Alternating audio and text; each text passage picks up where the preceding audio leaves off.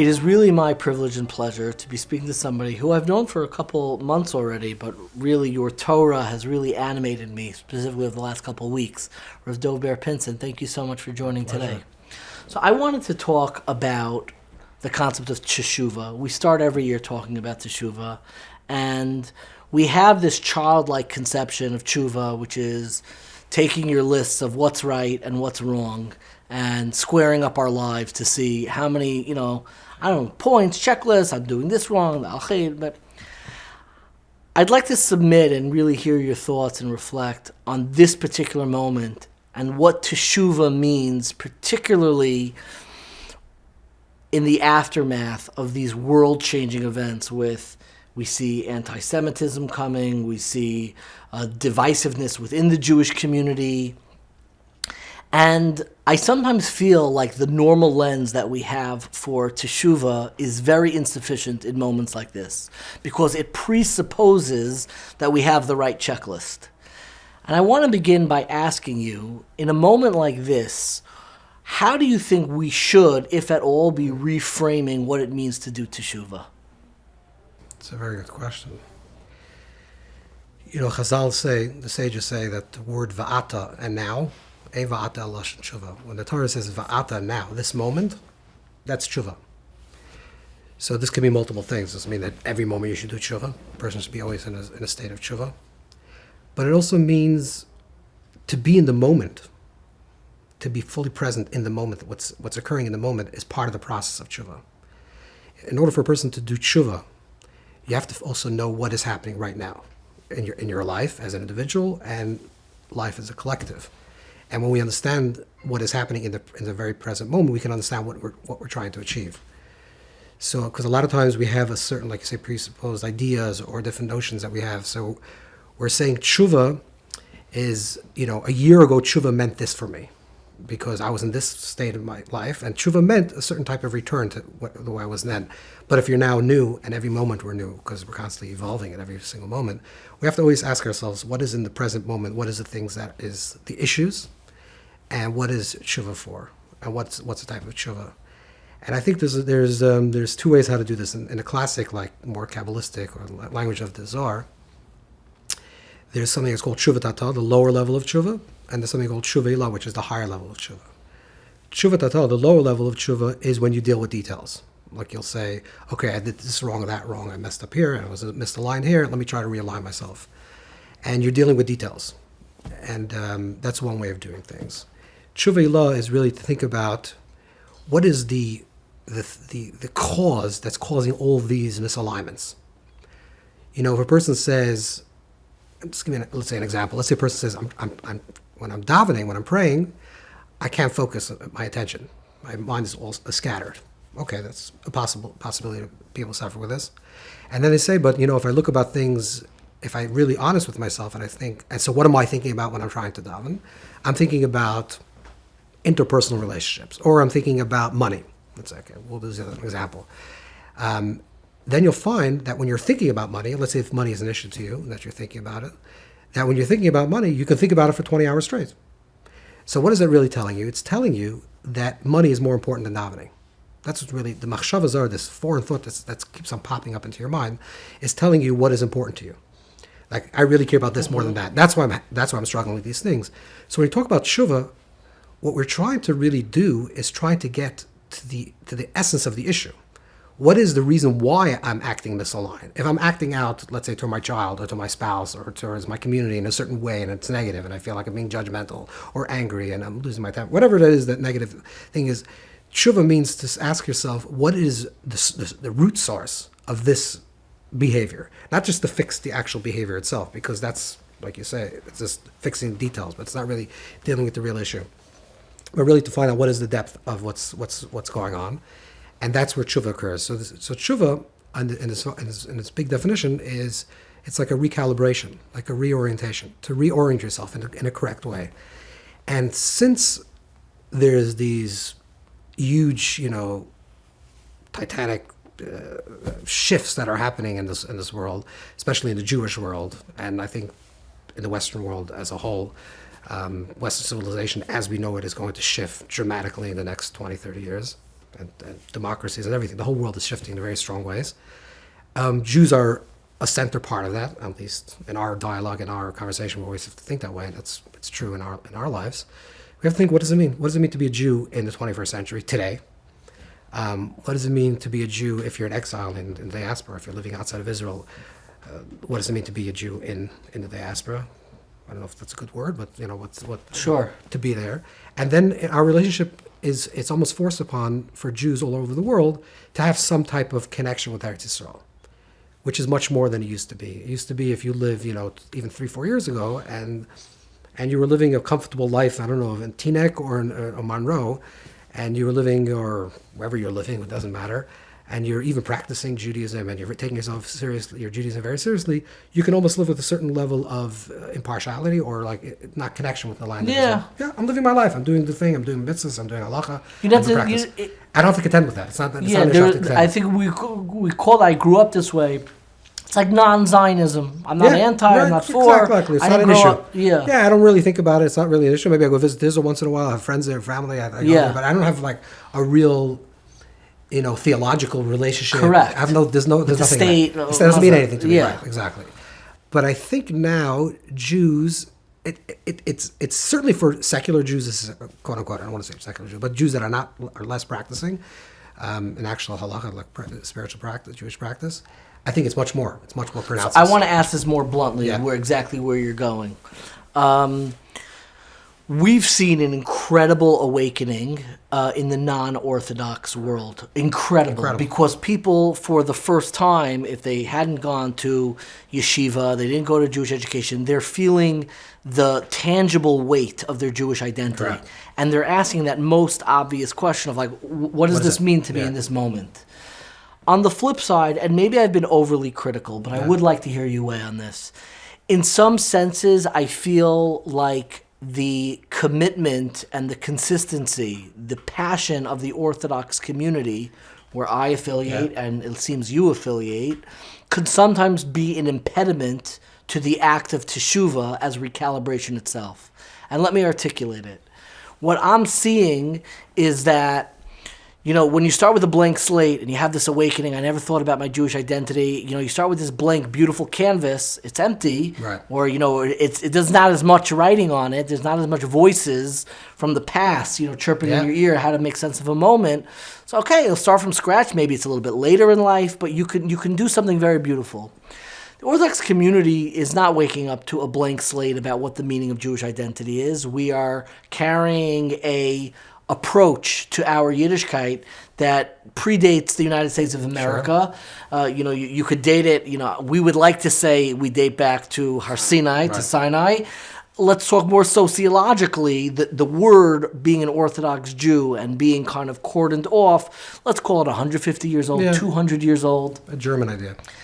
And you wake up and you feel like there's this recalibration.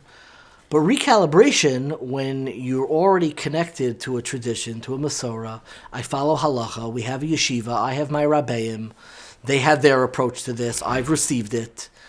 What do you see as the recalibration that is even needed, if at all, specifically in the Orthodox world? I want to use specifically the word Orthodox. I got it. We're a community that, even if maybe the press doesn't always pick up on it, we punch above our weight class in a lot of ways, is the influence that you could have. Right. We're educated, we're very Jewishly literate. And it seems I grew up with this sense of, we're waiting for everybody to join our team. That's a recurring feeling, and I had it my whole childhood. And I'm waking up now, and I don't think our team has our house in order enough. I don't think we've developed a theology of this moment, because I think their very affiliation can be an impediment to recalibration. So my question is, now I want to paint a clearer picture of this moment. What would you say is should be the specific focus of tshuva for a good standing Orthodox Jew? Every Jew, I could clap al chitz for, lashon hara, evil speech. One time on a Shabbat, maybe I didn't wait 6 hours between meat and milk. It was into the fifth, and it's not really my family. I could come up with a very good list, and a list of a couple juicy averas too that I don't want to say out loud. But it seems that's not a recalibration. That's the old checklist and me going through the old checklist. So what does it mean to recalibrate when our whole self-identity is that we're doing the right thing already? This is a very loaded question. Sure and is. And it's and it has you have to unpack this on many levels. Please. Okay. So first of all, there's a language in the Zohar that says that Mashiach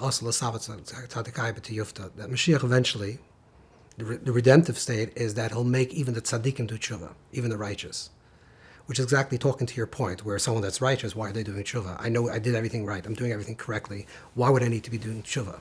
And somehow the messianic vision is that the tzaddikim are going to do tshuva. The Zohar says, again, say the language. That Mashiach is going to come to make the tzaddikim the ones who are already there. That's correct. So this is a radical reinterpretation of what tshuva is, because we're saying this person's a tzaddik. We're calling the Zohar is saying that is defining this person as a tzaddik. So this is one thing. So to understand this is important that there's some type of radical shift, simultaneously a recognition that the person is already a tzaddik. I would say that's one dynamic over here. We'll try to unpack this idea. The other dynamic over here is that, for better or worse, we're living in a postmodern age, which is, whether you're very isolated and have an insular community, but fortunate or unfortunate, that can be debated from today to next year, the world is much smaller today. People don't live in cloistered small communities. Average 20-year-olds, especially if they go out to work, even if they're yeshiva boys and yeshiva girls who go to seminary, eventually are going to have some communication with the outside world. The outside world is very fluid today. There's a complete collapse of identity. I mean, this can go back to deconstructionists and go back to relativity, but there's a lot of reasons for this. But the world actually is unmarred. There's there's a certain breaking apart of identities. There's the positive response to that, or like the deeper spiritual response to this postmodern idea, is actually to reclaim at every moment who you are. To reclaim at every moment, who you are. In other words, I don't want to be the person, because I don't want to, when I wake up in the morning, when I say Shaloi Asani Isha, Shaloi Asani Aved, Shaloi Asani Goyim, says, thank God for making me a Jew, and if I'm male, I say for making me a male, and for making me free. I say this every single day, which means I'm living with a certain type of consciousness that I'm not who I am today because I was yesterday, but I'm choosing it. This is the highest level of being engaged with this world, is the flip side, or the positive side of this falling apart of gender, the falling apart of identity, gives people an opportunity to take agency of their life and to choose life at every moment. That's like a higher level of living. I'm not choosing it because it was chosen already yesterday, or was chosen for me. And so this is, I think, on an individual level. It's like the awareness of my choices, of how I'm going to live. I'm choosing to be frum. I'm choosing to be halachic. Not because it was chosen, or not even because I chose it yesterday. But every single day and every single morning, I'm choosing to be free. I like it a lot. I remember when I was in yeshiva, my Rebbe was Rav Ezra Newberger. And I came to him, it was like I was in yeshiva. I was doing I was a good guy in yeshiva. And I remember the way I phrased it. I says, Rebbe, I'm struggling now because I'm a yeshiva bacher, but I don't know where the yeshiva ends and the bacher begins. I just feel like the movement and the momentum. You couldn't lose yourself, so to speak. Yeah, exactly. So the first thing is agency, choice. This is really a relatively, even though it's an ancient phenomenon, like the Rambam says, it's a basic foundation of Judaism. Well, there's others argue, Kreskus argues, others argue, but the Rambam's opinion the Maimonides' opinion is that choice is an inherent part of Judaism. For hundreds of years, certainly with the rise of classic science, it was almost impossible. It was a belief system. The system was closed. Time and space is closed. It's a closed system. How do you have free choice? Free choice means that there's movability and there's malleability within this closed system.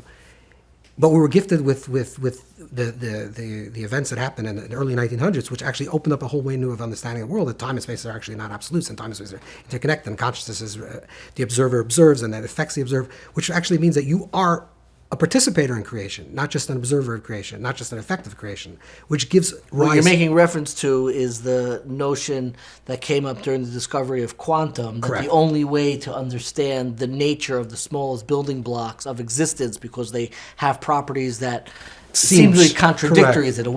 So the approach that they said is it really only has its fixed position when it is being seen and observed by another party, which is which actually fascinating. Sefer Yetzirah actually writes this. If you're familiar with one of the ancient Jewish texts, writes that there are 5 dimensions to reality. We speak about 4-dimensional world, but Sefer Yetzirah actually predicts that it says that there's actually 5 dimensions, which is 3 dimensions of space, which is common knowledge, and the 4th dimension, which is time, and the 5th dimension is consciousness. Consciousness. So there's 5. It's 5 and 5. So the idea of consciousness is actually interlinked, and this awareness. The reason why we're gifted this is like the Makdim Refu Lamaka. This is like the beginning of the before the disease arises, there was already the healing in it. The healing is that there's a possibility of choice, of agency, of really claiming your life, like saying, I actually make a difference. I can choose my life how it should be. So I think that's on an individual level. Mm-hmm. And when you talk about the collective level of Klal Yisrael, so we have to be very subtle and very, because we're talking about Nevi'im. So this is like we believe. I don't know if you even need a belief system to say this, but Klal Yisrael has a Ruach HaNavui. The people of Israel. The entirety. When you say Klal Yisrael, I assume you're talking about the collective. The entire collective body, not just your community. No. And it's something that transcends both geography and correct. time. Knesset Yisrael, the entirety of Klal Yisrael has what I call it is like the collective prophetic subconscious, which means that we subconsciously, not consciously, we don't make choices. Because if we make choices, then they're change. We don't do change. We actually do continuity. But the collective subconscious of the people are constantly evolving. Like if you look at yourself now in the 21st century and say, do I look like the Jew that lived in the 1200s? The answer is absolutely not. Now, you both put on tefillin, you both keep kosher, you both do the same things, but your whole mindset and your way of being in this world is completely different. Certainly if you go back 1,000 years before that, 1,000 years before that. There's a thread of continuity which is absolute, which is the world of halacha, which is the world of law. Like that's the thread that runs through everything, that connects us to our ancestors, and it's the same Torah. Mm-hmm. That's the absolute aspect of Torah. Unchanging, static, consistent, which goes back to me anytime. But then the flavor and the temperature and the quality of that type of life changes always. This is one of the I don't call it a myth, but one of the things that to undo this, to bust this myth is that Jews always adapt. That's the reason why we survive, of course, because we have a koach of Hashem, and that's the nitzchus of Klal Yisrael.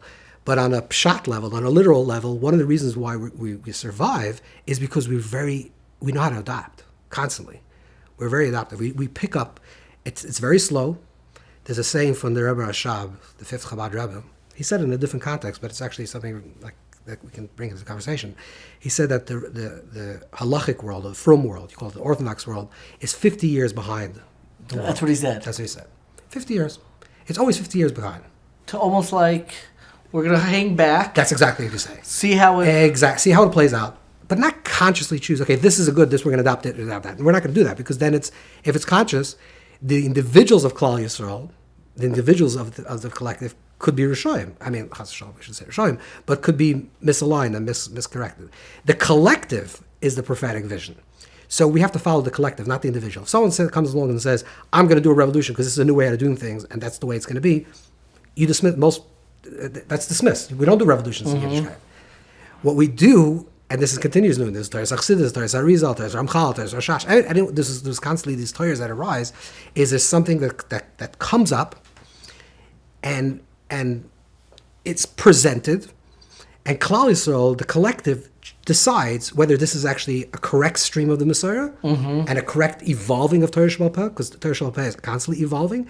Is this a chiddush? This is a novelty that is Missinai, or it's a chiddush from your boich, from your stomach, like it's stupidity, and not the individuals are not choosing this. It's the collective that chooses. Correct, this. and this is the way it's so interesting. This is the way the tradition has kind of always worked, because once we no longer had a top-down certainty, which is from the prophetic era, correct. And it's only bottom-up, Correct. in the collective. But the difficulty that emerges from this is that you never have certainty in real time.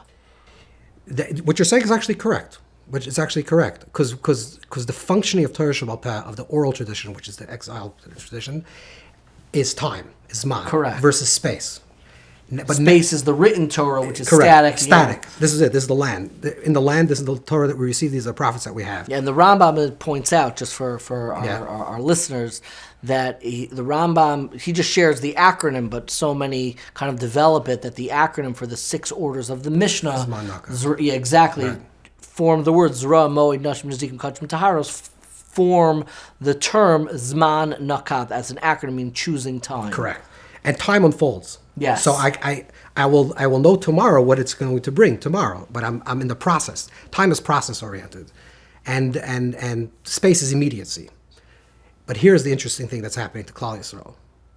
For whatever reason, and this is already a theological conversation. The fact is that Roiv Minyan and Binyan, a large majority, and soon it's going to be a bigger majority of Klal Yisrael, live in a particular land. What that land represents, and if it's a schal degul, not a schal, okay, that's another conversation, and that's. But the reality is... This is the reality. The reality is that there are physical people living in a physical space. So it's changing our consciousness. Because we're no longer in the Zman time any longer. Now all of a sudden we're back into space. And space is immediate. So the way I think is what's happening in the world is information is also becoming much more immediate. It used to be, especially now with the AI, everything's going to be sped up like a trillion times. What took processes of hundreds of years to develop, even in medicine and in science and development, is going to be instantaneously. Within the next 2-3 years, everything's going to be instantaneous, which means the world is speeding up. That is a sign of what's happening in a microcosm for Klal Yisrael, that we're in the immediacy of space. That's why it's the emergence of prophecy. That's like the eventual emergence of prophecy, which is the immediacy. So now we have to think. Klal Yisrael is doing this. I'm not saying not as individuals. Klal Yisrael will think.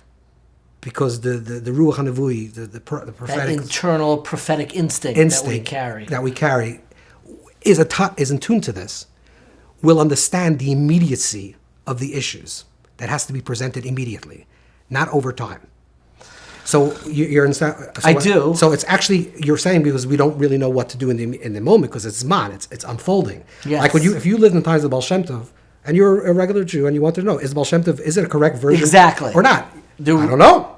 Right? I don't know. Who's right? Who's right? The Vilna. Exactly. So you have to wait. You have to wait. And I think we have some debates like that are unfolding. That's correct. But I think as we're moving closer to a messianic time, which is back into space, things are going to move much more quickly.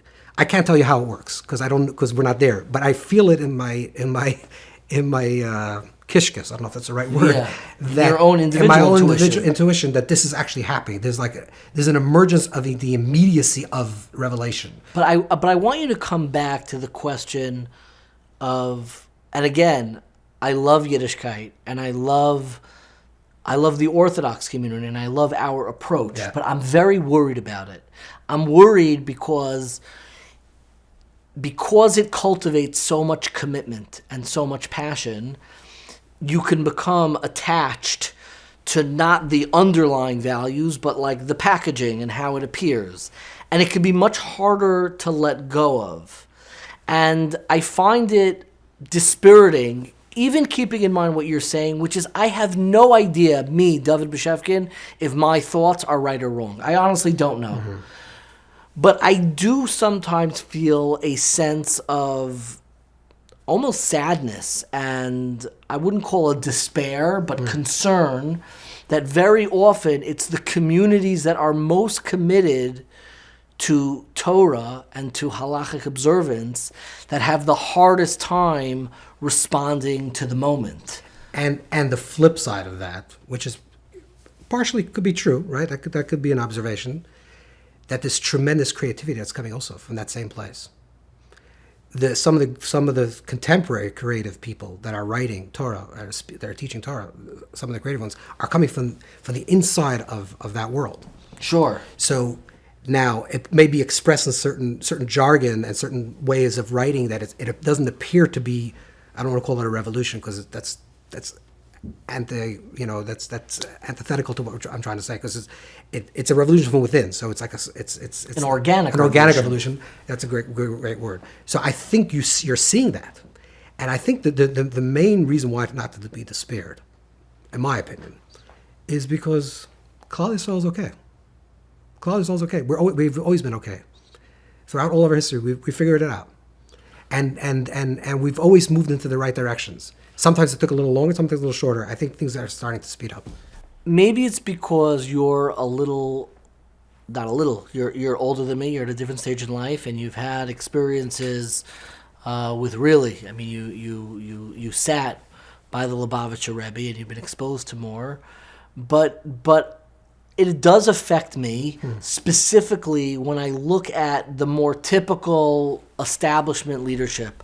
Let's say you look at the yeshiva world, which has never been stronger. There's never been a point in Jewish history, and to me, I feel like the way I see it is it looks like a train that is barreling down the tracks, but all of its momentum is from a push and from the engine that's been gone for 50 years. And what frightens me is that the community that is most representative, both internally and externally, to Torah, seems to have like the hardest time really processing and negotiating with like the speed of this change. And I'm not saying like get on board, but I'm trying to understand the vision of people who live within the inside. You're not on a remote island or in a cave. Right. You interact. You see this farm. You see the Torah that's coming out, but you also hear the messaging that can come out from the most lofty of places. And whatever you agree, it's not because they don't share the same politics as me. It's not because yes, Zionism, not Zionism. It just feels like there's a stuckness, and we're being powered on the strength of momentum, and that really frightens me. But David, I mean, it's a very good observation. I think you're right. But if you know Jewish history, right? This is not the first time this happened in Jewish history. We've put into a certain rhythm, pushed a certain thing forward, pushed it for a few hundred years, and then something arose differently that completely shifted the whole thing. This happened, and it generally happens, I mean, if you go back in Jewish history, probably every 200-300 years this happens, where there's a certain momentum that starts, which a lot of engine, a lot of chayes, it puts the train onto its correct course, and then it starts losing steam, but it's just, like you say, it's just, going down the mountains, it's just picking up steam on its own, but not because there's no engine, there's no chayes in it. And eventually, a new thing emerges, and all of a sudden puts the train back on track, or puts the train with a lot of chayes. And that's historically that's happened. It happened in Andalus with that whole that more mystical, with the Rebbe Bechaya and the Ibn Ezra and the Rambam. Then it ended, and then it's shifted into Catalonia. And then it went to the whole Rajba and the whole rising of Kabbalah, and then that ended, and then it moved, migrated into Tzfas, and then there was a move. So Jewish history works that way. There's we're alive people. We're connected to the Elohim Chaim. You're asking the people are not conscious about it. I think that's okay. I think that's good, actually. I think because if people make conscious decisions of that we're not living correctly and we have to self-correct, etc., a lot of times it comes muddied with a lot of wrong visions. There's a lot of incorrectness. We sort of have to allow it organically to evolve in order to be true, because we can't do this consciously. If you do this consciously, then it's maneuvered, and maybe it's ego-based, and bureaucratic. And there's bureaucratic, and it's top-down, and it's also, because I think this way doesn't mean you have to think that way, but the only way to actually have this conversation in a deep way is to somehow enter into our subconscious conversation. I think a lot of things that are happening when we start sharing bigger things in common, that's part of our subconscious. Like, what do you mean by that? So in other words, let's say a person is raised, let's say Satmar, or let's say Chabad or Litvish, and they're living in their community, and they're living their life, and it's beautiful. Everyone, Nara Pashta, everyone's living their beautiful life, serving Hashem, doing the right thing. But then something affects them that is affecting all three communities, which is not part of their conscious life, but it's something larger than them. I just use the word subconscious, but it's not. There's something bigger than them. And all of a sudden, they have to be in communication with each other. And it doesn't necessarily mean in communication that they have to sit down and dialogue with each other. It could be. Or just like some type of communication where there's a certain consensus that me and you are part of the same story. And therefore there has to be some type of like resolution or some type of thing that has to come up. I think Jews, you say this happens in the secular Jews, it's for sure. This is a tremendous awakening since October 7th. I'm moved by it. It's huge. And I think there's a tremendous opportunity to do things. Like I think the time is ripe that if people came with correct vision, you can change the whole landscape of Judaism in America. I mean, we can talk about online. I'm counting on it. Yeah, and it's happening. I hope so. Yeah, For Mr. real. Shem. Yeah, no, we'll talk offline. But there's a lot of ideas and it's tremendous momentum. Jews are starving to do something, not just defensively, but offensively, to actually create something. And to do something spiritual. Yeah. No, not defense, not to fight antisemitism because antisemitism, but actually to really create a vision for Yiddishkeit that can encompass the entirety of the Jewish people. Yes. And people are really thinking about this, and people are ready to put billions of dollars towards this, and it's actually a real thing, and there's real money and real people that is going to happen. I'm super Make sure enthusiastic. you give them my business card. I will, Mr. Shem.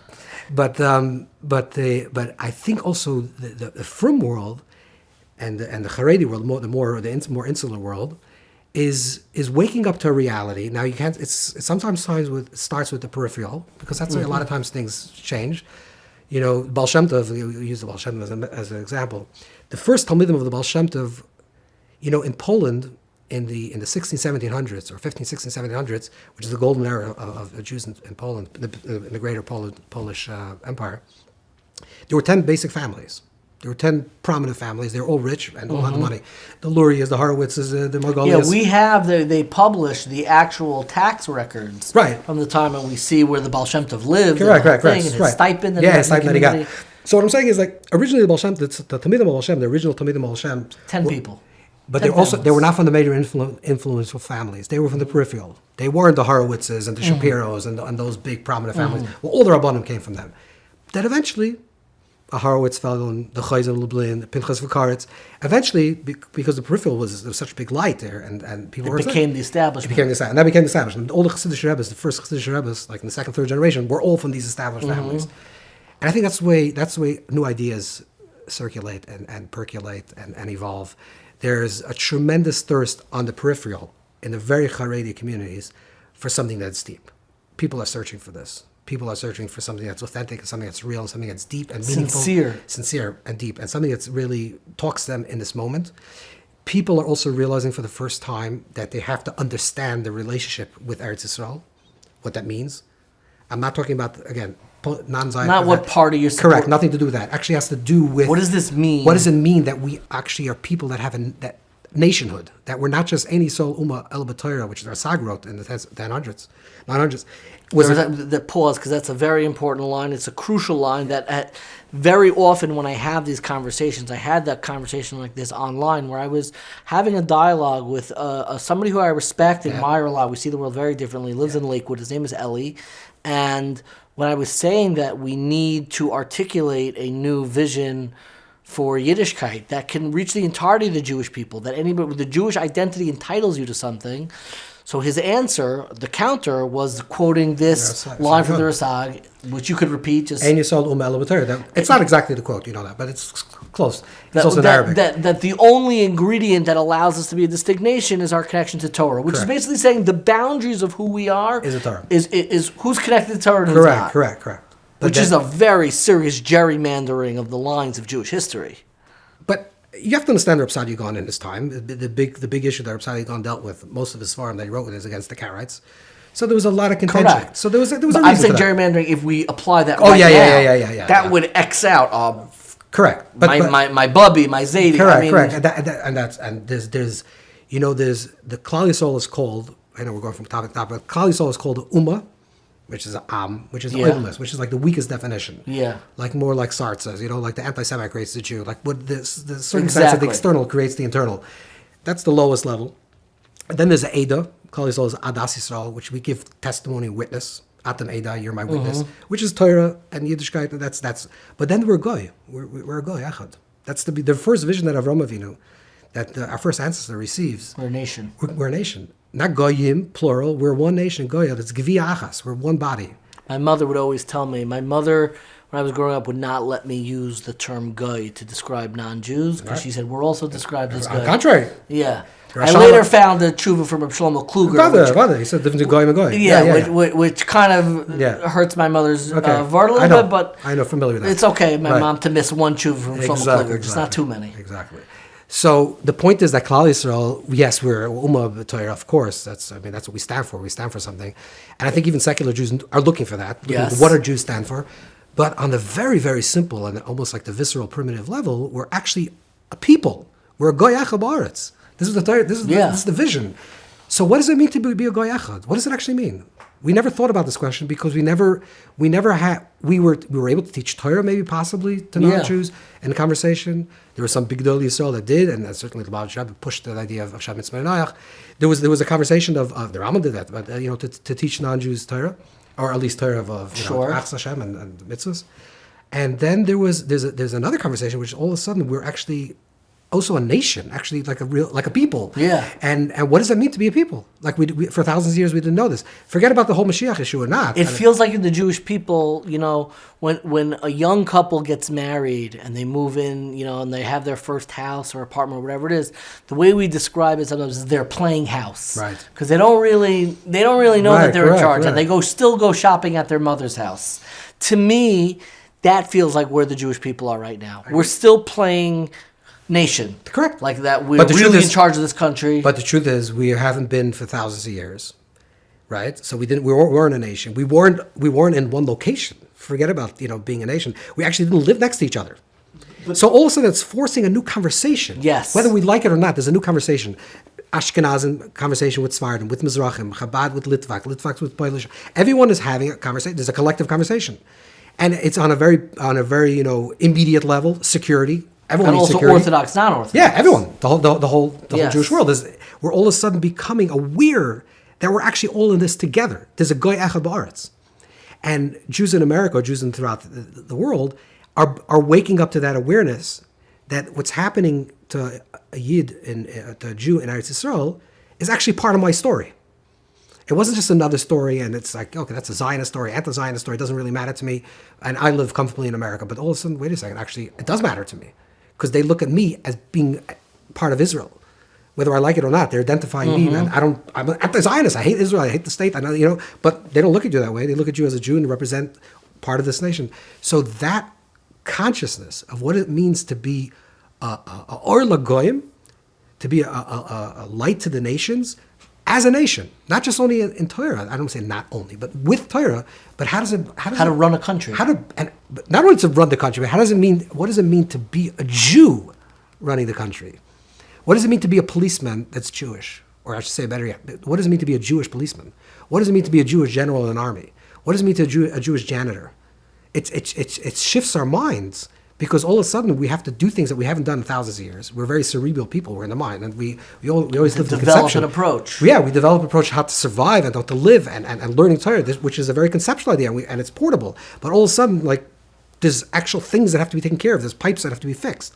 And what does it mean how do we create? What's the Torah of that? So maybe you could help, and we're getting closer to the big question. But I'll use an analogy. I was speaking to a mentor of mine named Moshe Benovitz, and he was reflecting on the Yeshiva League. The Yeshiva League, it's like the modern Orthodox. They play basketball, floor hockey, a sport that I think we invented, and we identify ourselves as the Yeshiva League.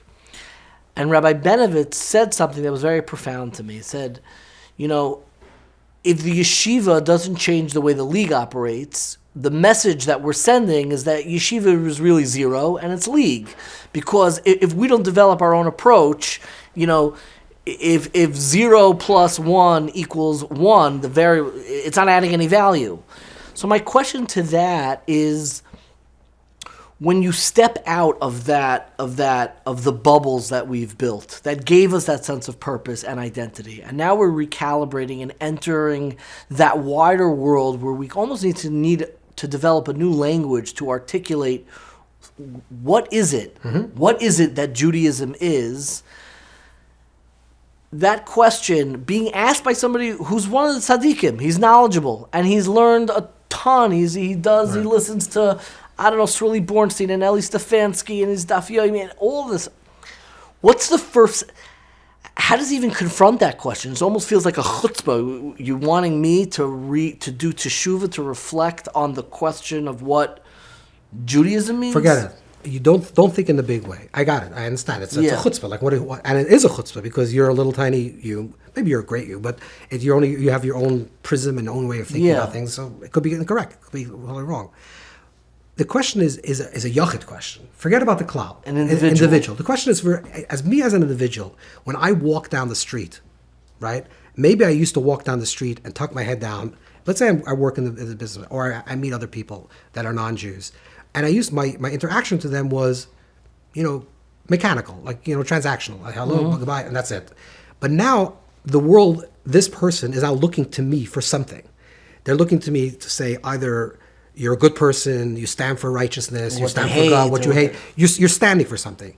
You have to engage the person now, and you have to, even just being courteous and being, walking in the street and smiling to other people, saying hello, getting in a taxi and asking the guy his name, just being a mensch is part of this newer communication that Jews that lived in very isolated communities, post-war created a lot of times isolated communities because that was like a preservation of what to survive.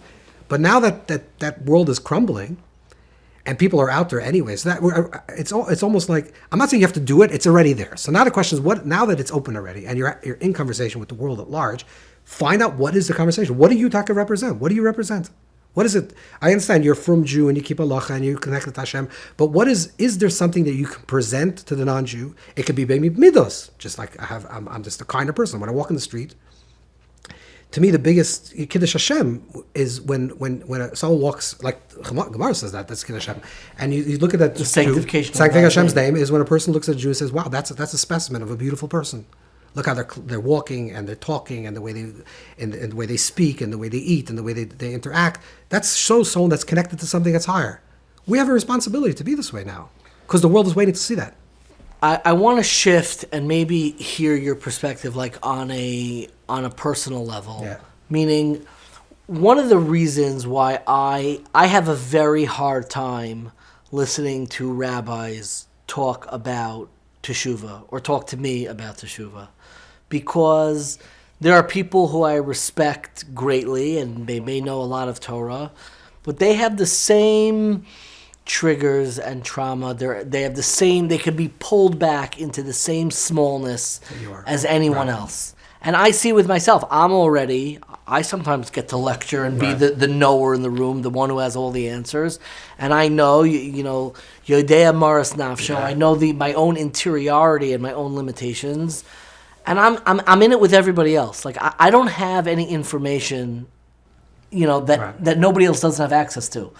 I might know a little bit more. I have a pretty good memory, but I don't have any, I secretly have the answer. It's in a footnote buried in this book. When you get up to it, you'll also have the answer. I don't have any of the answers.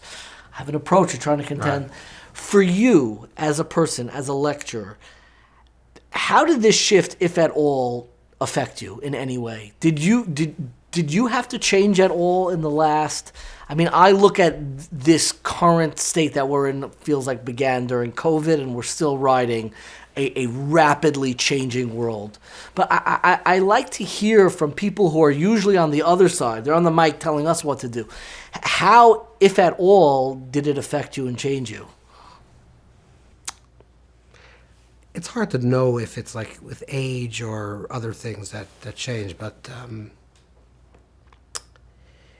I think personally, I don't like talking about myself, but I would say I think I'm trying to take more achrayus for Klal Yisrael. Trying to take more responsibility. Yeah, which means. What does that look like? Yeah, what does that mean? I think about the whole picture, the whole day. A lot of my time is spent trying to figure out the entire puzzle. What that means? No, I feel a kindredness. I lie awake trying to just figure out, like I see all these pieces in my head, because I interact, as do you, with a fairly wide spectrum of Jews. Maybe not as wide, maybe differently, maybe, I have a fatter right-hand tail or left-hand tail of my bell curve of Jews I talk to. But we both interact. And I see all these puzzle pieces, and I'm trying to figure out what's the image that they can create collectively. Do they even connect? And we're living in a moment, and I've mentioned this before, where we're living through the biggest religious machlokes, the biggest religious disagreement in all of Jewish history, which is the significance of the state of Israel. I don't think there's anything bigger than this. I think there are things that have maybe come close. And I'm curious, where do you turn? Who are the voices that you incorporate? Where do you look when you try to step into? Because this is what we're really talking about, which is learning how to build space in your own life to connect to the entirety of the Jewish people. So where do you go? It's a very profound question. I think it has to do with love. I think cultivating. I mean, obviously, my Rebbe is the Rebbe, Lubavitcher Rebbe. So to me, that's the shefa. That's the desire to be like that, to be connected to that type of person. To become connected to that reality, which is the Rebbe thought about everyone and always everything, from the greatest collective to the most individual, and to hold that tension and to hold strong Avos Yisrael, love of Jews, together with Avos Abrius, and that's love of humanity. Usually they come in contradiction with each other. Mm-hmm. And certain people are very good in Avos Abrius. They love everybody, but they can't love Jews. Certain people love Jews, but don't love everybody. There's almost this like holding of these two tensions together and to hold them in a harmonious way, which is very complicated, but I think it could work. But I think the root of that is to start cultivating true love, the Klal Yisrael.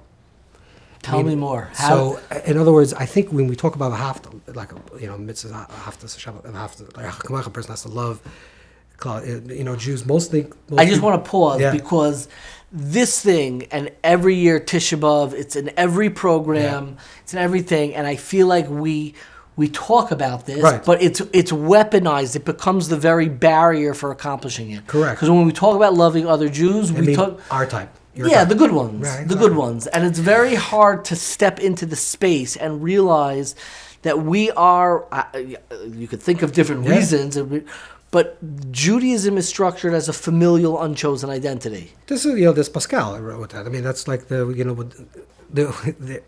of the great, secular philosophers want to figure out what's the definition of a Jew. Yeah. Is it a race? Is it a nation? Is it a religion? And Pascal's version of that is that it's a people. It's a family, which is, I think, the best definition. Because we're B'nai Yisrael, the children of Israel, which means we're a family.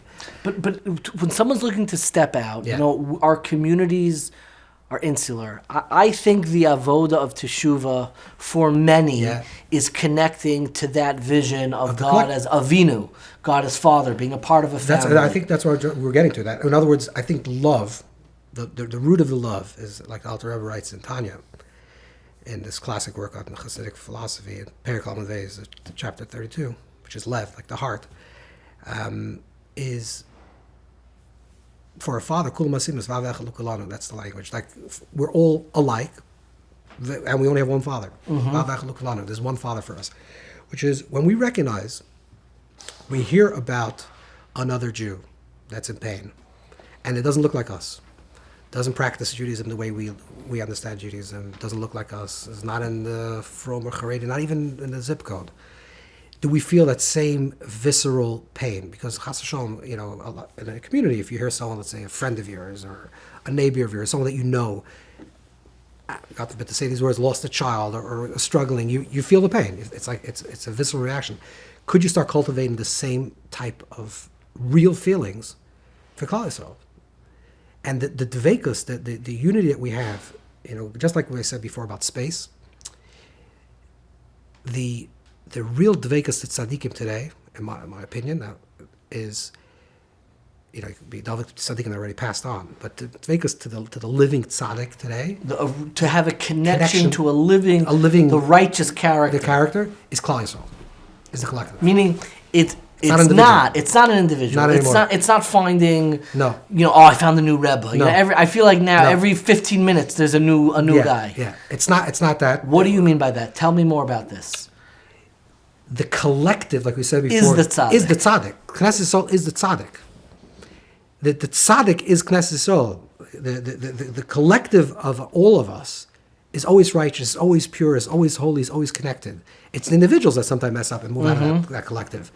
So if you really want to be connected to wholeness, to a transcendent wholeness, a transcendent, you mentioned before, like, this idea that the Torah and God and the Jewish people are one. Which it's a quote that's quoted from the Zohar, but it's not in the Zohar. It's from the Ramchal. Nefesh HaChaim writes it. Yeah, and Chassidus writes it. But that idea that it's all one means if I really want to experience something bigger and higher and deeper, there's a perfect medium through that, which is real, which is like tangible. And that tangibility is through Knesset Yisrael. To the Jewish people. The Jewish people. When I connect to that and I feel love for when I hear, I mean, you have to cultivate this. Like but the difficulty, and I'm sorry I'm cutting you off, but this is exactly what I wanted to discuss, is we have been taught from a very young age how to apprehend divinity from a confrontation with God. We call it davening, Shachar Mincha Ma'ariv, the remnant of what we have from the prophetic experience. We have that in davening. We also do a marvelous job in the yeshiva system of how to connect and how to learn Torah. I mean, you look at your walls. This is different approaches and different styles and different areas. We got something for everybody. The question is, we've never really been taught, and there's never been, so to speak, an analytical approach for how one extracts divinity from connecting to the Jewish people. That's a very... So... Yeah, go finish it. I'm sorry. Yeah. So my question almost is if you were teaching somebody the term we use in the yeshiva world is like a derech halimud. There's a way that you approach Talmud. There's a way that you approach the Siddur. We have a way that we teach a child how to daven. You start with Maida'ani, the blessing you make in the morning, and then, maybe you start with the first blessing of the Amidav, Shemona Esrei. You don't do the whole thing and slowly work up to it. And we also have an approach to how we deal with Torah. And, you don't start right away with the Talmud. We never really developed it. As far as I know, no one ever really developed an approach, a system. How do you extract, how do you fall in love with the Jewish people? That's a very, very good question. I would say two things. First of all, you said there's a system, like there's a derech halimud, there's a way to learn. But you're a yeshiva bacher? Sure. When you were 10 years old, they threw you into Elam Mitzias, and they didn't tell you what is the Mishnah, what is the Gemara, who's Rashi, who's Tosfos, when they lived. To you, it was one big thing. They all lived at the same time. They're all having a conversation. Tosfos with Rashi, with Ravina, Rashi. It was all one thing. Yeah. Sometimes the best way to do things... Just to correct you, it was fifth grade and Hakone. So Akonis, okay. Yeah. Some people start Akonis and Elam Mitzias. Yeah, I got credit to Rabbi Zucker. Okay, Akonis is a little more sophisticated. Elam Mitzias is the more simple one. But the idea was, you get thrown into it. And then you start figuring out how to swim, and then you start figuring out who these things are. Then you start, and I think Jewish, you could say it ad hoc, you could say this is not correct, but traditionally Jews experience it from the inside. Like there was not a system. It's like, okay, we're going to learn Gemara. This is what a Gemara is. Figure out who wrote the Gemara. Curriculum. There's no thing. You just jump in, dive in. Throughout history, there were many people that try to fix this, and some people were against this, and the Italian Rabbanim were for this. That's the whole long story. But generally, so the same thing also with Jews. You're right. There is no curriculum of how do you love Jews. But I would say jump in, which means start taking achrayas, taking responsibility for Jews that don't look like you. That's the first thing. You walk down the street, you want to go, the CHABAD route, you want to put on film with people, even Gevaldik. But even not that, even before that, you have a Jew that's working, that's a contemporary, that's working with you in the office. Befriend him. Before you leave, say good Shabbos. When you write him an email, write Baruch Hashem. This is one of the shtick that I do. I get top executives to write Baruch Hashem in their emails. Yeah? Like top people. Why? Because I write Baruch Hashem. And every single thing that I write, I always write Baruch Hashem. And they always ask, what is that? Hi, Mr. Jeff. So I tell them, so they start writing. They think that's if you're Jewish, that's what you have to do. You have to write Baruch Hashem. I like that. I'm always worried it comes off a little condescending. I mean it so sincerely. Yeah. Any Jew I'm on the phone with, if it's past Wednesday, I always wish them good Shabbos. That's it. That's exactly what I'm saying. In other words, Jews are starving for this. They're waiting to have that conversation. When you leave the office and it's Friday and you're leaving early because it's Shabbos and there's a Jew that's working there, tell the person good Shabbos. They'll just know that it's Shabbos. Now they'll know that you're part of the same thing. You're in the same league. It's not my league, your league. We're part of the same thing. We're one family. Okay, like a family. In a family, is everyone exactly the same? Everyone doing the same thing? Hopefully not. There's always a black sheep in the family. There's many different types of characters in the family. That's the beauty of the family. So recognize that we're part of one family and just start engaging other Jews just by presenting who you are in a very nice way and allow them to have that same response as well. And that's part of learning achrayas. I think the more Jews take achrayas, the Rebbe's vision, the Lubavitch Rebbe's vision is for shlichus, that people should go on a shlichus and makar of Jews. But his ultimate vision, and he said this in the later years, was every yid should be a shliach. Every Jew. If you know Aleph, teach Aleph. If you know Aleph, teach Aleph. You're in the office and it's Shabbos, so say good Shabbos. That's what you know, say good Shabbos. It's small things. All of a sudden, people start recognizing, and again, Jews are starving for this, secular Jews. It'll also cause some type of internal change, you say change in the Haredi community, where people start taking achrayus for non-Haredi Jews.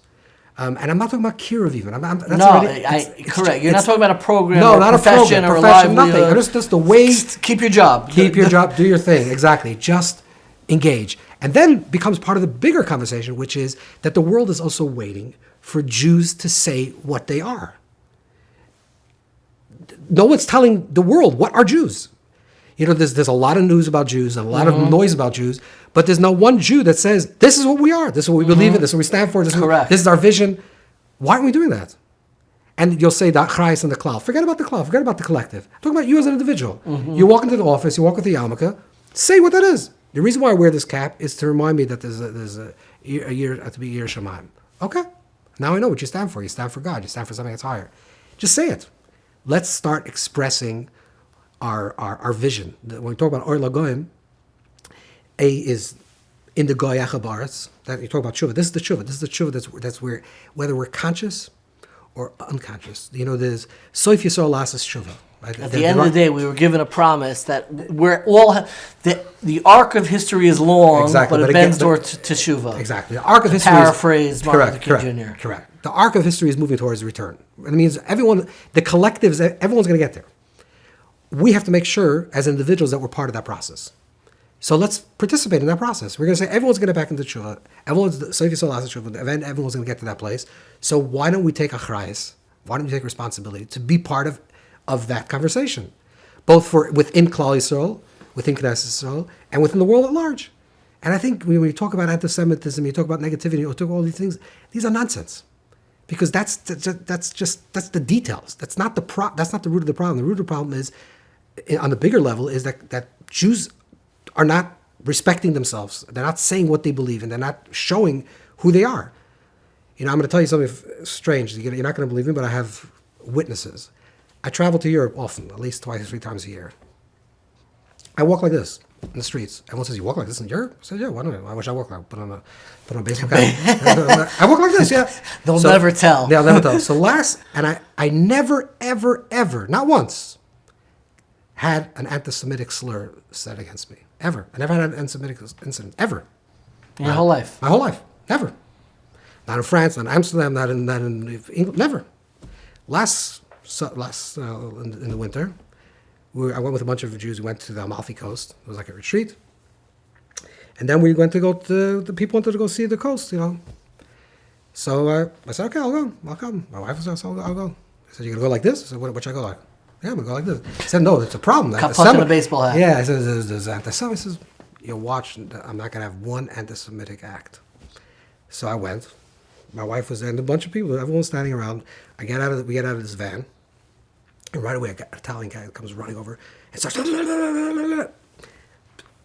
I asked one of the people who spoke Italian. I said, "What do you say?" He says, "I love the Jews. I can't believe I see a Jew. This is the middle of nowhere." I said, "That's what we're going to encounter." I don't think it's b'schusi. I think what it has to do. It's nothing about my marriage. It has to do with when people walk around with confidence, and they believe in something, and it's projected, and you're trying to project goodness, and life, and hope, and not hate, and you're kind, and you're smart. People are attracted to that. I think when you walk around and you're afraid and you have fears and you have negativity attaches to this. And I think as a collective, Klal Yisrael, the Teshuva, the awakening of Klal Yisrael, is that we have something to tell the world as a collective, and we're going to tell it. I know, and I have another line of questioning that I want to get to, but we've left on this for a moment. I have my own thoughts in it, but I very much want to hear yours. How would you articulate to somebody, what are we supposed to remind the world of? How do you understand Jews are structured very interestingly as opposed to other religions. Christianity began as a religion of students during, the right before the destruction of the second Beis Hamikdash. It's really when the final canonization of the written law of space was finished, and Islam began really during the time of the canonization of the oral law, and was also a religion that began with students. Judaism was structured familially, which is both a advantage and a disadvantage. It's an advantage because we have this immutability and we can never change. It says it's a disadvantage because we're stuck with not the good ones. Let's just be me and my buddies, and we're the good ones. We're the ones who have it right. Everyone to the left of me is crazy and is an ignoramus. Right. Everyone to the right of me is a fanatic and is the worst. So it'll just be me. But we're not structured that way, which is like it kind of muddles the messaging in a way. Where like what happened there? If God wanted it to just be about our performance of Torah and mitzvos, there could have been a very easy solution to how to do this. The only people who should be considered Jewish, according to halacha, are ones who keep it. So what I'm almost asking for, what are we reminder of, given the fact that we are not a meritocracy? We're not structured like a meritocracy. When you structure a religion with students, so you could pick which students are part of the religion, who's in, who's out. We structure it in a way where you're born into it. How do you understand the mission of Judaism to ourselves and the world, given that we are deliberately structured in a way that is not based on how righteous we are? In other words, it's not a choice. Correct. It's like the great irony of we always call ourselves the chosen people. Right. Well, we're not chosen. Yeah. We don't have choice. This is it's an important question, but when we talk about the Jew, right, as the collective, the Jew represents, this is what the prophets say. I'm not saying this, what the Nevi'im say, right? The prophets say this. The Jew represents the eternal hope of civilization. That there is a divine thread that runs through, that history unfolds in a certain way, that there's progress, that there's movement. The Jew, that we're moving towards something. This whole idea of linear time, for example, the ancient people, because that's they lived in nature, everything was cyclical time, because that's the rhythm of the seasons. The Jew is the first one to introduce linear time. Linear time means that there's a past, and there was a creation, and there's a revelation, and then there's a redemption, which means that history unfolds and we're moving towards something. This Jewish people is God's, to use certain type of language, is like God's eternal people. Knesset is the nitzchias of Kadosh Baruch Hu. It's like the eternity of Hashem's presence in this world. We are the witness to divinity in this world. And what's divinity? Divinity means every person is born with a divine tzelem Elokim. Every person that has in the quality, image of God, has purpose. Individuals matter. This idea of a collective, people in the ancient world, certainly, but even today, people are, it's another conversation, but the ancient people believe themselves as part of a collective, like a bee, tribal. It's tribal, it's part of a collective. It's not about you. Yeah. It's a survival, not of an individual, the survival of the species. So, bee goes, I'm a serious nefesh, self-sacrifice for the bear. It's not about and then eventually Jews introduced this idea of the individual, that the yachid, the individual, every person is born with a spark of God. Democracy, the whole idea of democracy is really a Jewish idea, that every person has a vote, every person matters. I loved exactly where you started. These are all, you're starting to list things the way that symbol of hope has been manifested in society. Right, so all these ideas, hope, progress, movement, linear individuality, all these big words is what we embody, whether we individually we're not. People are to your right, people are to the left, they're doing this wrong, that wrong, and you have a whole different conversation of why they're doing it wrong, and you're doing it right. But as Knesset Yisrael, this eternal body of people, this Goy Echad Ba'aretz, this one nation amongst many, is the revealing of that truth that holds through all of history. And where do you turn when you think about the theology of the Jew, the articulation that you just said? where do you find that? What not like I'm not asking you for a source sheet. I'm just curious, like what was in your heart when you came up with that formulation? Was there a verse in? Was there something in the Rebbe said? I'm curious where you're coming from that you went there immediately. It's very moving because I had asked you why are we structured so immutability, and you went immediately to hope, which is an idea that I actually wrote about. It's very beautiful.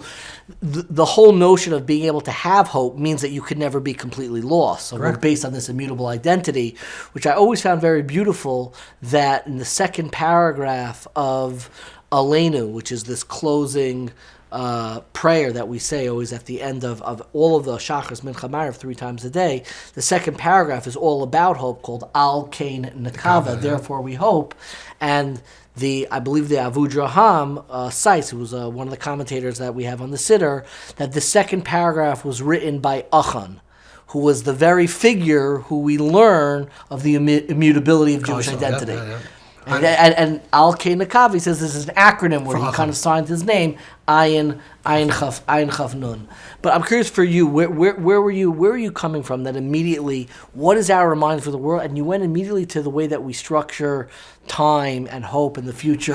The truth is because after October 7th, a lot of my books are very scholarly and very... Yeah, I like them a lot. Yeah, but I was thinking, I want to write a book to the average Jew. I like a love letter to Klal Yisrael.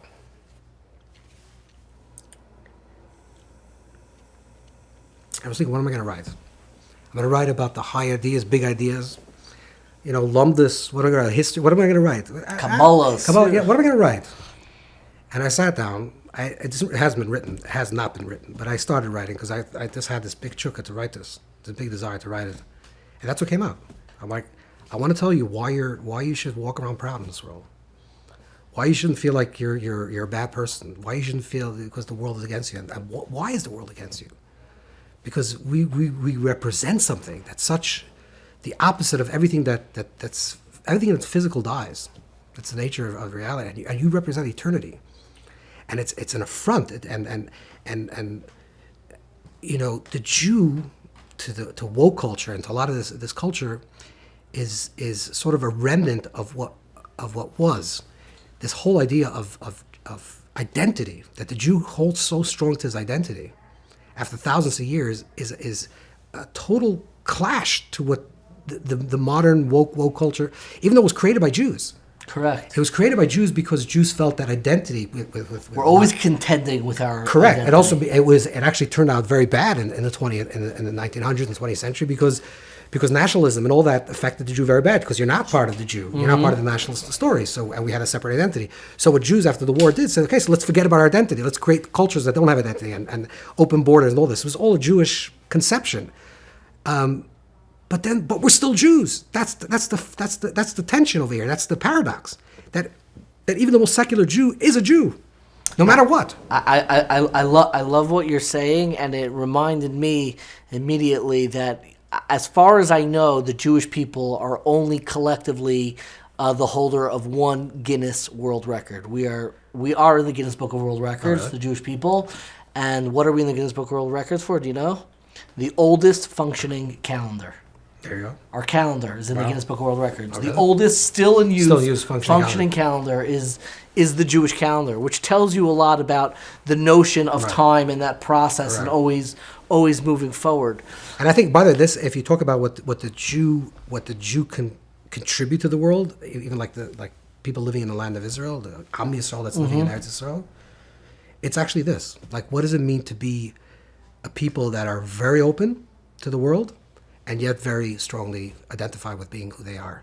Because that democracy hasn't yet figured that out. Democracy is going to change in the next 50 years. It's not going to look like the way it was when we grew up.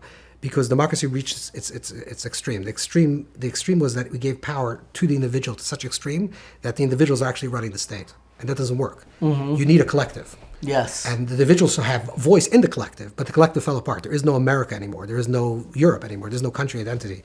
But Israel does.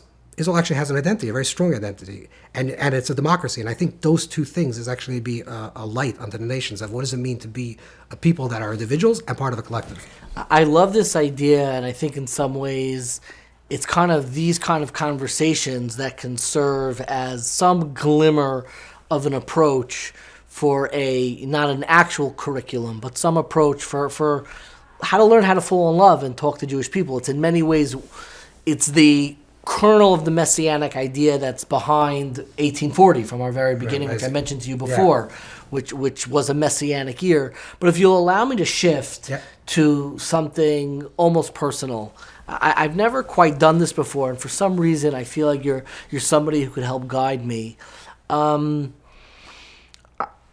want to share with you like my personal struggle. I'm really somebody who gets along with I try, and I'm thinking constantly about the entirety of the Jewish people. Where I struggle the most and where I'm holding on to a lot of pain to this very day is very vocal and loud criticism that I have taken specifically from Rabbanim, Rosh Yeshiva, maybe sometimes the From website one time did a hit piece on me. They took it down and 48 hours later. But I looked. It's a From website. I shared something online that was a third rail issue. I was talking about the way that we should relate to gay Jews, which is the whole reason why I bring it up is because of this question. It's like the one area where for some reason everybody gets tongue-tied. How should we deal with these kind of Jews? And I wrote something very publicly saying there's nothing wrong with encouraging gay Jews to connect to their Jewish life and their Jewish practice. I think I wrote it in too much of a cavalier, almost accusatory way. Which is why, but I got terrible pushback, and it's not the first time. I have WhatsApp messages from Rabbanim that I still try to respect, telling me that what you're doing is terrible. You're tearing down the whole binyan. There are Rabbanim who won't even sit with me. And it pains me because I am driven by this question. How do we teach people to fall in love with the Jewish people? And there's an element of the Jewish people in whose eyes I feel very unloved. And I still carry it, and that negativity could come out. And the reason why I bring this up is not to work through my therapy and my issues. The reason why I bring this up is because I think most people, when they're honest, the pain that they're carrying in terms of feeling seen by the Jewish people and why they feel, sometimes I don't like the community, and they talk about it like there's some cabal entity, but the pain that they're carrying is carrying from the very real establishment, very real living Rabbanim, the magazines, outlets that put their thumb on the scale for the type of Yiddishkeit they want to center and promote, and people who are trying to recalibrate or try to poke a window for a new way of thinking can be villainized in the ugliest way. It hurt my faith that I read the comment section. What is it? From Jews writing on a website of a Jew that I know that they've never met me and who've had their knives sharpened out for me for years, and they were they were rejoicing. I think we got him. He's for sure going to get fired now. He's for sure out of the community now, and it pained me. I'm like, what do I represent in your hurt that I became the avatar of and the ugliest thing. So in one sense, maybe you're doing something right if it can evoke that type of emotion. But I'm asking from a personal level because I don't think I'm alone in this. I think there are a lot of people who are carrying the judgment that they got from the knower class, the people who have all the answers, whether, they're featured on the cover of the From magazines or they're the ones, and they receive what you're doing is wrong. You are a bad person. I've been told I'm a bad person by I wouldn't say the most chashuv people in the world, but people who have real followings. I've been told what you're doing is wrong. You are wrong, and it's really hard for me. And in the one sense, I can't be a heresy of my own life. I can't deny my own life, and I have to at some point trust my intuition. I check, I have a relationship with my spouse and my children and my parents. I'm not a pariah, but you could sometimes be made to feel that way. I'm curious, like, how do you work through that? You operate in this space. You know I feel like you do a good job protecting of yourself and not stepping into the critical fray. But there's no question at this moment, and if you denied it, I wouldn't believe you. There are a lot of Rabbanim who are afraid of this. They're afraid of getting criticized. They're afraid of stepping into the line of fire. I'll step onto a podcast. You know what they're going to say. You know what they're going to do. You know the criticism I'm going to get. So everyone's in the corner. And then there are yokels like me who are sitting out there, in their bathing suit, just absorbing shots. Not from the Jews we're trying to reach, from the establishment, from chashuv people, and they'll say the ugliest things, ugly things. And I struggle with contending with this. That's the part of negativity that I'm still holding, and I have no idea how to let go of it. Wow. Every year that I think I've let go of it, it comes back and haunt me, and it's very strange. I'll tell you this is true, and I really want to hear your thoughts on this. Multiple years, the trigger starts Erev Yom Kippur, 2 days before somebody chews into me. I've gotten a call from a Kolel member who on Erev Yom Kippur called me up and said, you gave a lecture when you were here. It was terrible. Because Erev Kippur. And he called me Erev Yom Kippur to hash it out. I never got an apology from him. Never heard an I'm sorry. I still see these people out and about. Some of them have websites. Some of them have their own platforms. They're out and about. And I'm just like, it affected my faith in Judaism.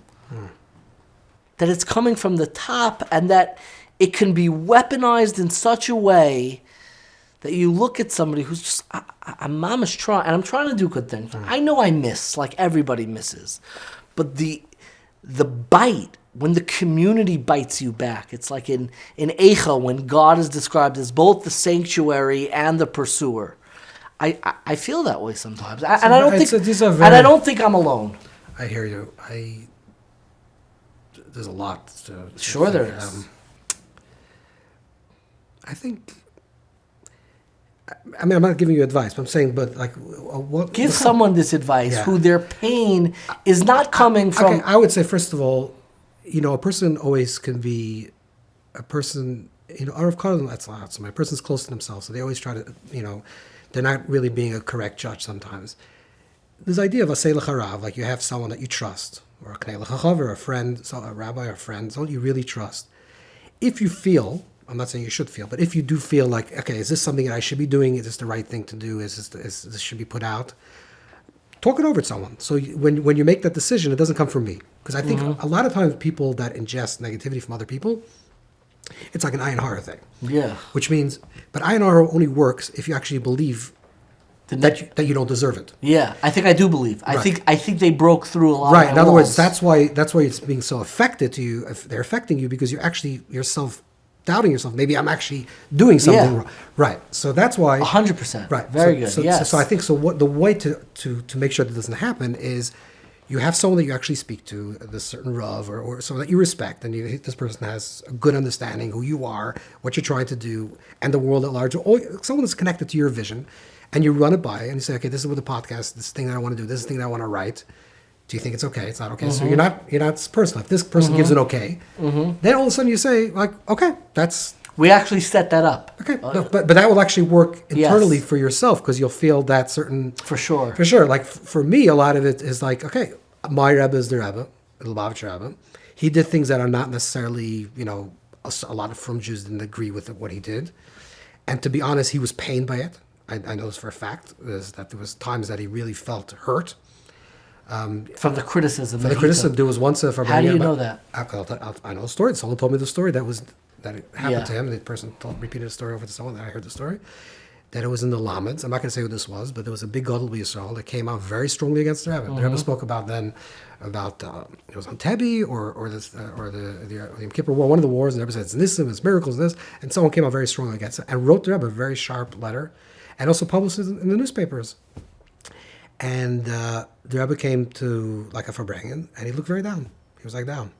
And there was one of the older Hasidim, Shmuel Levitin, like from his student already from the Rebbe Rashav, from the 5th CHABAD Rebbe, from the older, much older than the Rebbe, walked over to the Rebbe and told the Rebbe, like, you look very sad and very hurt. Like, what's bothering you? He said that he right before he came to the Rebbe, he just saw this letter. He says, like, I'm trying to do good in this world. I'm trying to do Hashem's work. And this person, like, says, I'm a heretic and I'm a kafir, and like the harsh words and things. And this person was very smart, and he said, Rebbe, you're a melech. You're a king. This person's like a cockroach. What does a king care about a cockroach bite?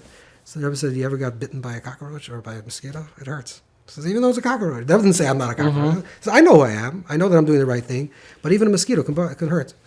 So I think big people sometimes struggle with that, for sure. I mean, the Rebbe said it on himself. But I think when you have someone that you can talk to and you defer to that and you say, okay, this is this dastar, this is opinion, and I respect this person and he's doing it, I have no guilt. If someone doesn't like it, okay, doesn't when they're throwing something against you, it's not personal anymore. Because if you made the choice to do it and you're now taking the criticism that's being thrown against you, then it's all about you. I made a choice and you're wondering, did I make the right choice? Was it the wrong choice? And now you're open to that. But if you say I have this idea, it's not my choice. I'm asking someone else to make the decision for me. If that's the right thing, the wrong thing. If they have criticism, it's not against me. It's against God or against the Torah, against the Messiah. It's not against me, and then it's not personal. And let me ask you from a Teshuva perspective. We spoke about Teshuva in the loftiest sense, yes, about doing Teshuva, which I loved, about connecting to the ultimate tzaddik, which is connecting to the collective Jewish people. Now I'm shifting. We're talking about the most specific. I'm talking about me, David B'Shefet, and something I had. What would you advise? And this is real time. I'm curious. What would you advise? I have specific people in mind. It's not one person; it's a handful of people. But these are all chashiv, rabbanim, and tamidei chachamim. Some I've shared with. Some probably have an idea. Some dismissed me. They already wrote me off. Is part of my path to teshuva learning how to reconcile with them? Should I go and say, I'm still holding on to this negativity? Tshuva, what is tshuva? Tshuva means a return to yourself, right? That's the highest level of tshuva. It's not about a particular action, but a return to yourself. To return to that place of wholeness and purity and joy and confidence, like my essence of who I am. If anything of these things are holding you back and you feel negativity or everything that comes up, you're feeling bad and it's causing you to feel, then part of tshuva is either to let go, like internally to let go, or to some type of the reconciliation with that. Because you cannot... But how do you know which... That's my question. How do you know which one to do? Yeah. Well, that's what there's halacha that says it, right? So what does halacha say? Halacha says is like you have to ask... let's say there's a person that you hurt. I don't think it is, but let's say there's like a certain halachic ramifications over here, which is I do my part of asking and saying, listen... There are people who've been very disappointed with decisions I've made or very critical. But what kind of... Why do they have any opinion about what you're doing? I don't know. Are they your rabbanim? They're like... They're colleagues, friends, people. If I were you in your situation, what I would do is I would say, I know you have these issues. I'm taking them very seriously because I'm an open person. I want to hear criticism. I'm very open to this. I'm putting all these things that you said about and what I've done. I'm putting it in front of, I chose a new person that I'm going to talk to, a certain rabbi and a friend of Selach Harav, that person that I'm going to talk to. And I just want to know, moving forward, I have someone that I trust, and that's the person that I'm deciding by, and hopefully we can, be in a better place now. And invite her. Dismissed. Over. Have you, I'm curious, have you ever received, because there were periods where at different levels of like public giving, sharing, you've definitely written a lot of books. Have you ever personally had to deal with falling out or criticism from your colleagues? Yeah, sure, of course. Sometimes, yeah. And the way you approach it. First of all, I think it goes back to a little bit what we were saying before. I think it's like an important distinction. I'm telling you this publicly, which is kind of funny because the whole thing has to be a private conversation, but I'm telling you something important. You never present your ideas as revolutionary. That's the chiddush. This is again, I'm taking the Rebbe as a model. The Rebbe always said on himself that he's just repeating everything from his From his father-in-law. From the father. I'm saying from the previous generation. He called his father-in-law the Rebbe, Nasi, right. the So Rebbe. I'm nothing. I'm just repeating everything. But everything he said is new. But the way to actually disarm people, I know I shouldn't be saying this publicly, but the way to disarm people is to do that. Now the Rebbe did not. Do you think the Rebbe was conscious? No, that's what I'm saying. I don't think it was a con. I think the Rebbe was a humble, very humble person. I think he really believed that. And I think that's where creativity does come from. Like creativity comes from humility because it's coming through you. It's not from you. Like real creativity. So I think when you're being creative and you're humble enough to say like, okay, these are the big teachers that came before me. These are all the tzaddikim. This is the Messiah, and it's coming through me. I'm just putting it in different words. I'm changing around the words. I think then it's niskabel. I think it's easier digested when a person says. That's why I don't like when the conversation that we're having about changing things and recalibrating the collective and what's going to happen with the frum world. I think it's not a good conversation because that in itself doesn't allow for anything to move forward. Because when people hear that conversation, it's like, oh, whoa. Yeah, you're trying to change what and everything. And the truth is, everything is beautiful and everything is good. And people are doing mitzvahs and doing. I understand that, but Klal Yisrael is air. Klal Yisrael is alive, and we're constantly drawing chassidus and new. We're constantly this is who we are. We're changing. Yeah, constantly. We're as a people, we're changing. So this tension of holding on strongly to Messiah and yet always constantly bringing in new ideas and new chedushim. There's the things that are renewed at every single moment because every single moment is new. Yeah, I totally agree with you. I actually think that I was wondering whether we have so much momentum that the only way at this moment it's like a crisis. No, it's like a harasha. Normally, I agree. All change, any lasting change, is always going to be organic. Change by definition. If it's not organic, then it really change. Like what are we talking about here? Like somebody, I could dress up in a suit and be fancy for 5 minutes, for an hour. It's not who I really am. It will come out. But I wonder because different. I think there are a host of reasons, but because of our comfort level. Tell me. The Gemara actually says. The Gemara says in Megillah that either Klal Yisrael is going to change to Teshuva, or Yamal and Haman, there's going to be like a Haman that's going to cause. There's radical things that are pushing us to change. It doesn't have to come from. If it doesn't come from within inside, in other words, this body is going to get to the right place. So if you saw last Teshuva, eventually we're going to get to the right place, the whole place, and the perfect place, and we're going to be on fire and dveikus, and we're going to be in a great, great place. Klal Yisrael. If it's not going to come from within, we're not going to do the tshuva from within because we don't have the weirdness and we don't have the then some other external. And this is what happened October 7th. This is like a Haman moment where there's a rise of antisemitism, but that actually forces Klal Yisrael to start moving. So even if they're not conscious, even if they're not conscious, it's moving. It's moving. That's what I'm saying. It's moving. I cannot thank you enough. I'm really so moved talking to you, and you're so generous with your time. I always end my interviews with more. Although I didn't realize that your podcast is so radical. I didn't chop. Maybe I wouldn't have gotten to your podcast. Oh, I don't want to make you nervous. I don't want to make you nervous. You're like, the people are going to this. I didn't know this. You're fine. I never heard any of your podcasts. No, I trust you. So you're gonna plausible deniability. I promise. I'll say the whole thing. The whole thing was a ruse. Yeah, that's for sure. Yeah. It's like telling me God things. God forbid. No. I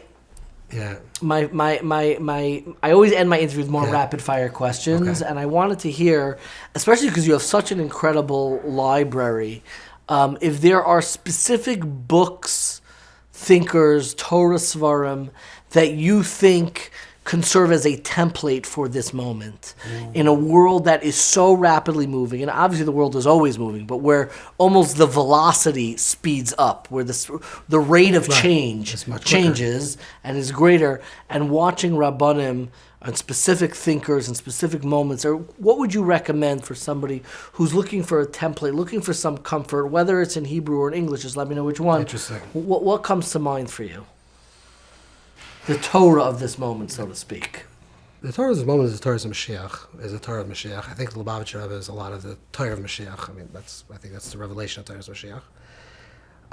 What is the Torah of Mashiach? Yeah. What do you mean by that? The Torah of Mashiach. Okay. That's. I have a lot of. Sorry, I don't have as many as you. Yeah. I don't have a work called Torah of Mashiach. Torah of Mashiach is the Torah of the body, of the presence, of that's beyond process. It's a whole conversation what this Torah is, but it's Torah of Atzmos. That's really Atzmos means essence. Essence. So there's revelation and there's essence. There's Giluyim and essence.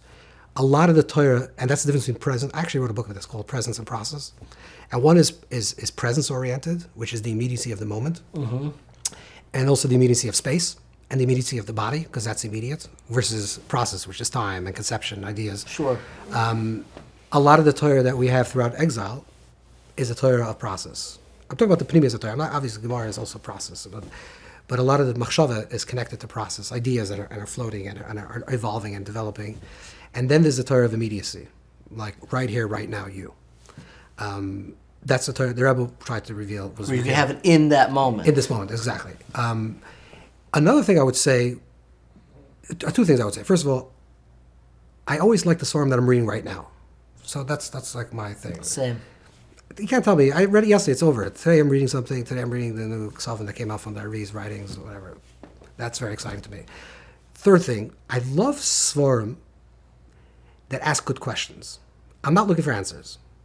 Answers, I can figure this out. Don't give me your answer. Give me a good question. I'm so with you on that. So whoever asks a better question, that's a better sefer. When I read a sefer and I see a good question, I'm totally with you on that. There's certain, like my whole face lights up. I don't, sometimes I just skip their answers. Yeah, no, the answer's not so relevant because it's okay. But a new window, it's like peering into and seeing a really profound question. Okay, that's whose questions do you love? That's a good question. Again, it's the I just saw something from the Ari today, which is like a really, but it's a Kabbalistic question, but it's a really, you want I should tell you the question? Sure. He writes in Marah D'asra HaKodesh, is also written in the Kisei Mari, Reb Chaim Vital's writing of the original title. It's Eitz Chaim, it's not the Eitz Chaim that we have, which is some Shmuel Vital. So they just published it, looks like a half a year ago. And over there, he discusses like a really very simple thing. So we know that the 7 days of the week are connected to 7 spheres. Let's say, so even the Ramban writes it, right? So that day one, Sunday is connected to Chesed, which is divine compassion. Monday is Gevura, which is restriction. Every single day represents another revelation of Shabbos being Shabbos Malchus. Okay, so that's the structure. We also know that the Yom Tovim are like that. Mm-hmm. So Pesach is Chesed, and Shavuos is Tiferes. Like they represent the series. Mm-hmm. So why do you need these two ideas? Why do you need both? Why do you need both? I'll tell you my chiddush on this in a second because I think it's great. So he says, Dari writes that when the chesed of the week comes, it's a chesed of atzilus, which is like the highest level of pure compassion, pure kindness, but it trickles down. It goes to chesed, the bria chesed. You see, that's the Lari's language. So it's like until it filters down to asiyah, you get a small little type of resonance of what it means Sunday. Because Sunday people feel a little viscerally feel a certain level of like relaxation, there's a little more tension. This is like actually physically there's ramification of that. We feel it.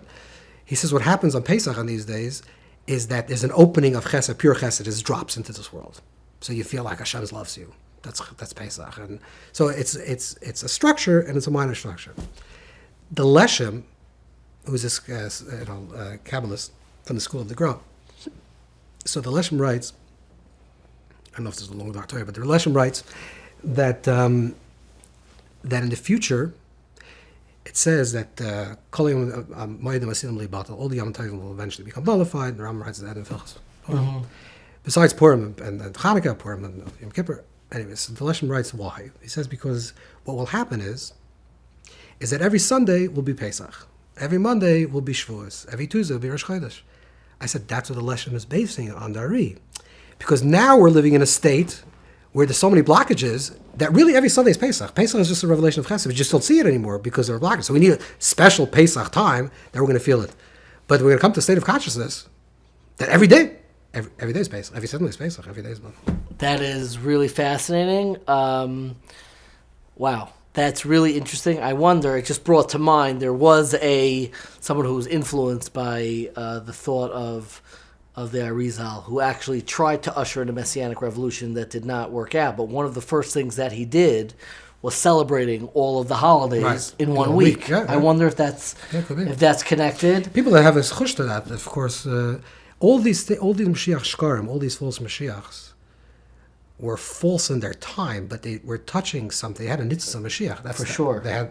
They brought something into this world that actually really changed the world in a positive way. It was misdirected for certain purposes.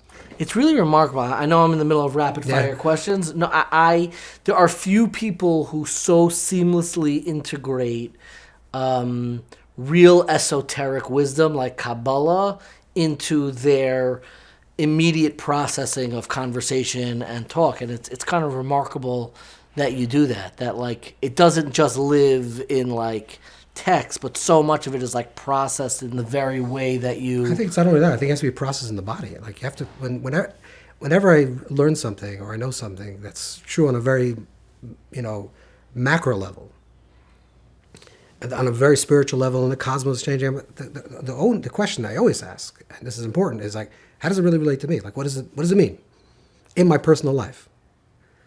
What is this? What's this sphere? What's this Did emotion? you always have that training? It intrigues me because one of my frustrations, which we spoke about, is how sometimes an immersion in Torah does not refine the character. Sure. And it's very painful. Like that's one of my that's my tzaddik viralo. It's not looking at tragedies in the past.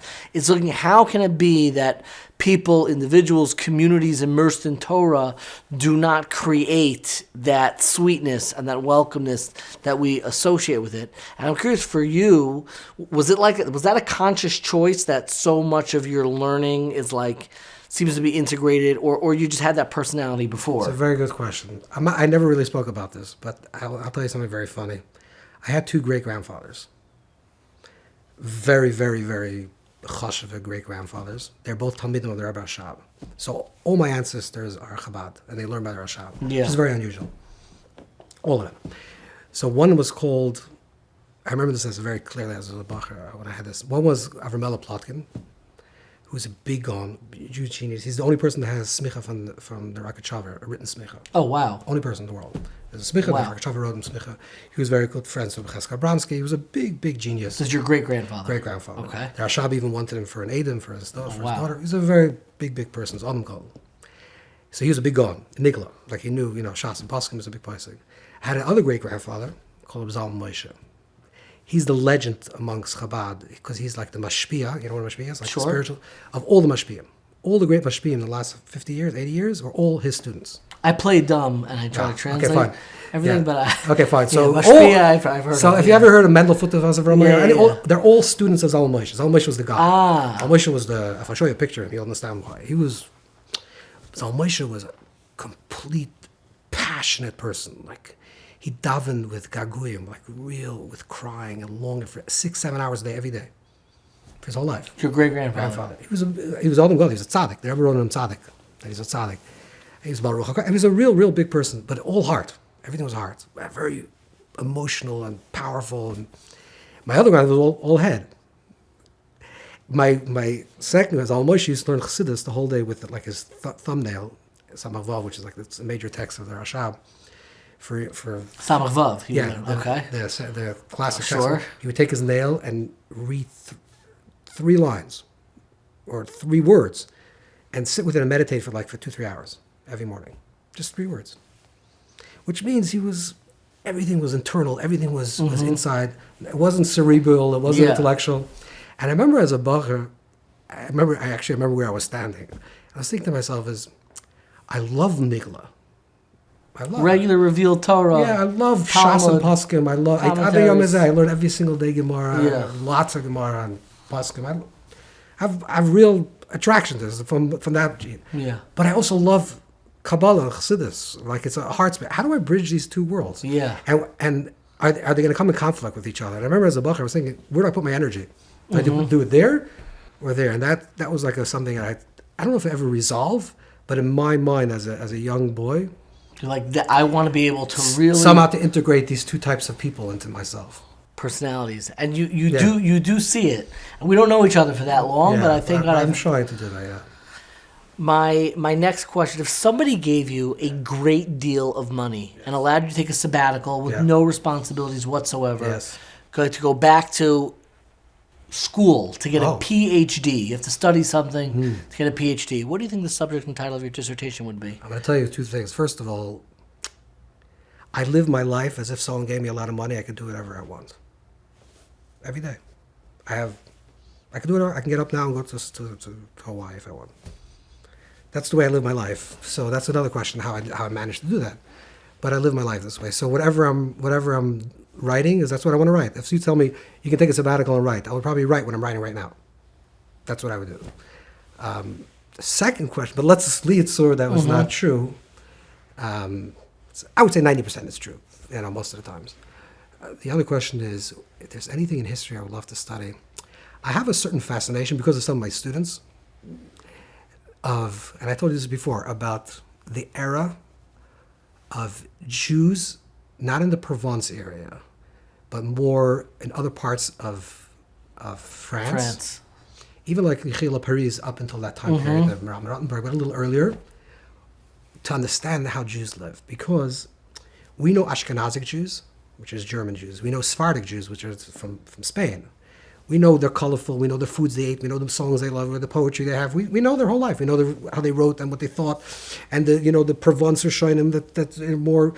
The Baliatos wrote a certain way versus the Rishonim that lived there in Ban, a different way. We understand the whole sugya. But we don't know what happened to those French Jews who were violently pushed out of France. There was a fascinating time period, which we don't... Like, what was Rashi's life? Was he a vineyard? Did he own a vineyard? Did he not own a vineyard? Was he engaged with the world? Was he not engaged with the world? What was his temperament? I will have to really... I'm grandson of Rashi. I mean, a lot of people are, but... So I always have this like fascination of what French Jewry in the 1100s, 1200s. Yeah. That's a great topic. My final question, I'm always curious about people's sleep schedules. What time do you go to sleep at night and what time do you wake up in the morning? I don't say this publicly, but I don't really sleep that much. You don't need that much sleep. You're one of the lucky ones. I worked on myself. I mean, it depends. After you COVID, learned a skill of like you don't need that much sleep? Yeah, of course. What do you mean? Yeah. I feel like I need more and more. No, so it depends. It depends. Before COVID, I had COVID like a few times. Before COVID, I would go to sleep like 4ish and wake up 7:30, so that's 8. But yeah. Rav DovBer Pinson, thank you so much. It really is a great privilege and pleasure speaking with me today. To speak to you, David.